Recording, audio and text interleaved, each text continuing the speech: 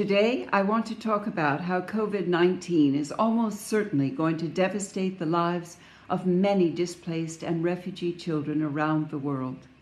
The virus will gain a foothold in refugee camps, crowded reception centers, or detention facilities holding migrant families. Given how quickly it's spreading, such a scenario is looking imminent. I've been to many of these centers and camps in Bangladesh, Mexico, Myanmar, South Sudan, Syria, Yemen, and many other places, and the living conditions can be terrible. Overcrowding is a real problem. Water and soap are not always easily available. Physical distancing is almost impossible. A COVID-19 outbreak in these conditions will be a nightmare. Let's not forget that even without a pandemic, children and families who are living as refugees, migrants, or internally displaced already face immense challenges.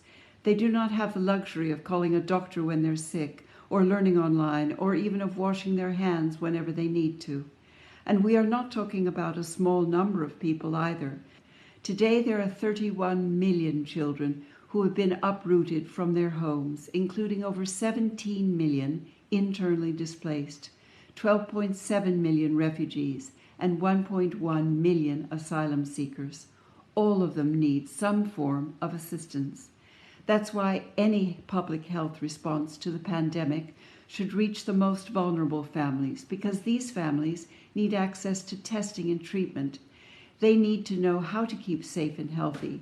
They need to have hygiene products and water and sanitation services. There's one more point I'd like to make. The containment measures that we're seeing around the world should not block children's right to seek asylum and reunite with family members, and they should not affect humanitarian agencies' efforts to provide aid.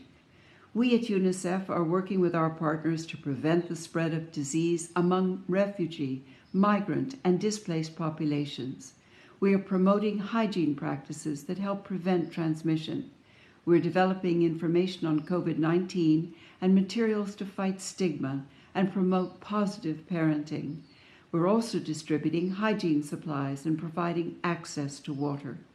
But obviously, we cannot do this alone.